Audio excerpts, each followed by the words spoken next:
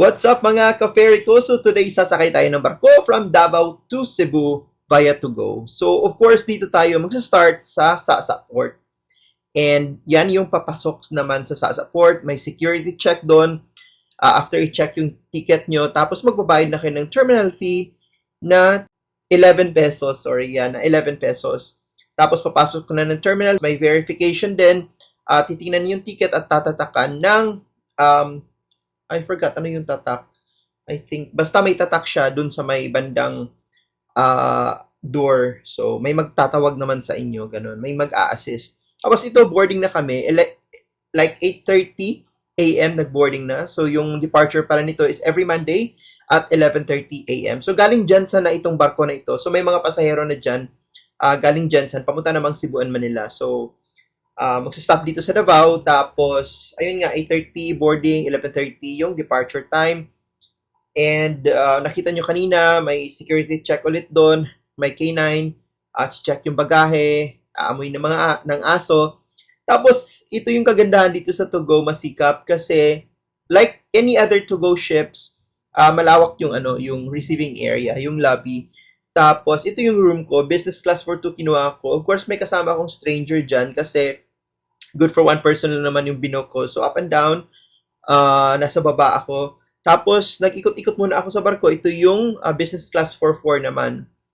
And ito yung shower room, malinis in fairness. And yung CR, malinis din. Medyo madumi lang talaga siya pag maraming gumamit na. But every day may naglilinis naman. So, around 2 p.m., ayun, malinis ulit itong CR na ito. In fairness, okay siya for me. Ayan, nakikita nyo naman na malinis siya. At saka maraming urinals, maraming toilets, ganon. And of course, umakyat ako ng sun deck. And dito, habang yung barko is pa to. Kasi nga, 8:30, nasa barko na kami. So mga 9, nasa loob na kami ng barko, ganon. Tapos yung sun deck pala, yung curfew is 10 p.m. to 5 a.m. Tapos may arcade din. Ito yung mga nasa loob ng barko. So yan. Tapos, merong Watsons and Quick Mart sila. So, pag gusto nyo bumili ng mga pika-pika food, or nakalimutan nyo bumili ng sabon, or any other, basic necessities, pwede dun sa Watsons, Quick Mart. And may salon din yung barko.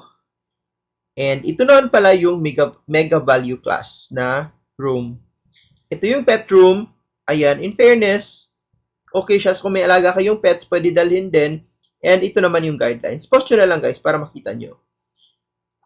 Tourist class naman ito guys. Hindi na ako pumasok kasi hindi ko naman room to. So, tinignan ko lang siya sa labas.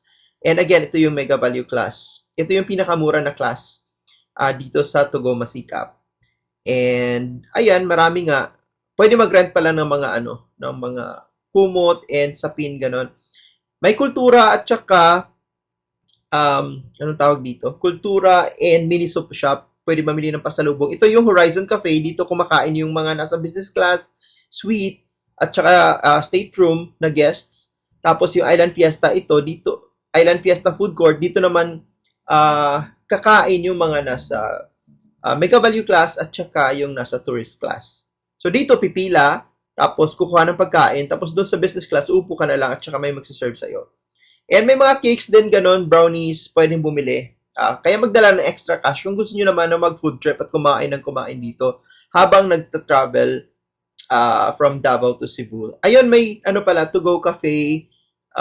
Kung gusto nyo bumili ng kape, pizza, may mga dessert din dyan. So, pwede talagang mag-food trip, magmuni-muni habang nasa 31 hours sa biyahe. Ito yung presyo ng mga kape nila. So, post nyo na lang din guys kung gusto nyo makita yung price ng mga bilihin. Tapos ito yung viewing deck lounge. Nasa deck 6 ito.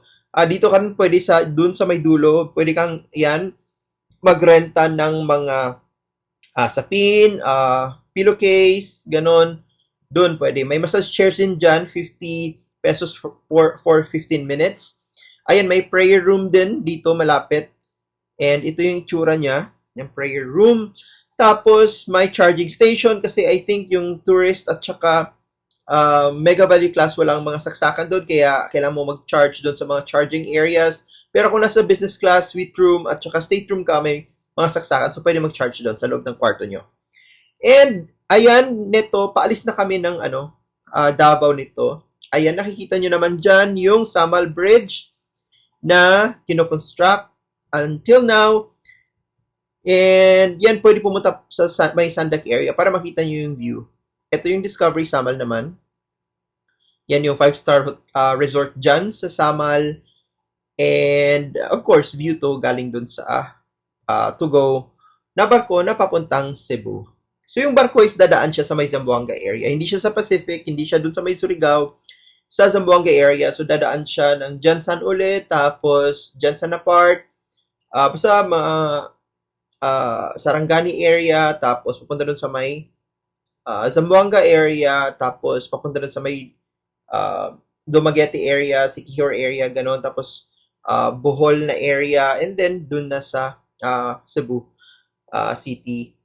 And yan, ano ba, ito nag-work muna pala ako kasi may signal pa dyan. Mas malapit sa isla, mayroon namang signal, but of course, intermittent yung internet connection.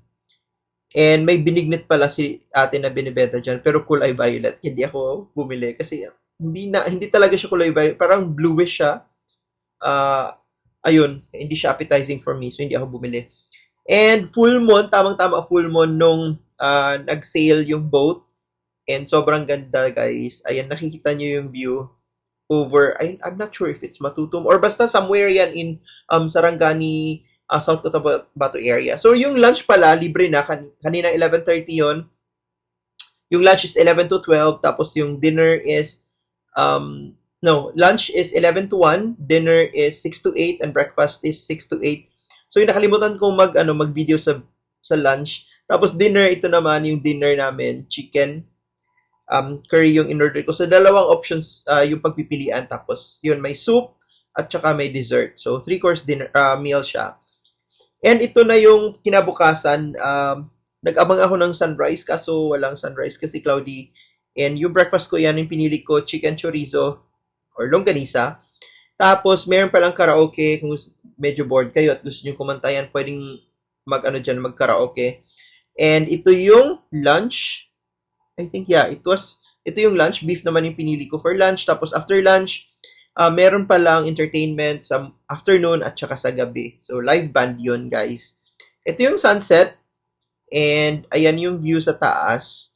Nasa deck 7 ako na sun deck na to. Ito yung pinaka-gusto ko at saka pinaka-favorite ko na part dito sa barko na to. Yung deck 7 na sun deck. Kasi maganda yung view dito. Ayan, nakikita nyo naman. And yung pagpasok dito, papakita ko sa inyo mamaya kung saang area. Kasi medyo nalito din ako. Akala ko dati parang restricted area. Kasi hindi ka pwedeng dumaan dyan sa may stairs na yan. Galing dun sa deck 6. So, meron siyang daanan.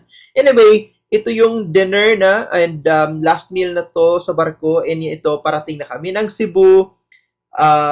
Dadaan siya ng CC Lex. Maganda yung view dito, guys. Kaya lumabas kayo sa sun deck pag parating na ng Cebu para makita nyo yung view ng CC Lex. Sobrang ganda, lalo na pag nasa deck 7 ka na sun deck. So, dito kayo dadaan sa may arcade banda, tapos may stairs dyan papunta sa deck 7 naman na sun deck na sinasabi ko kanina. So, after 31 hours, we are now here in Cebu and we are about to depart. So, yun guys, nasa Cebu na nga kami. Ayan, nag-antay na lang ako na makalabas. And medyo mahaba-habang pag-aantay din yan kasi, of course, maraming pasahero na sumakay dito sa maiden voyage ng to go for Davao, Cebu. Ayan, nakalabas na. And papunta lang ako, one night lang ako dito sa Cebu. Tinubukan ko lang talaga, tinry ko lang talaga sumakay dito sa Tugo Masikap na to. And one night lang ako dyan, kinabukasan, umuwi rin ako ng Davao kasi may flight naman ako to Manila para mag-attend isang event. So dito ako nag-stay sa Pier 4 Hotel. Lalagay ko yung link para makita nyo yung prices. Until next time, bye!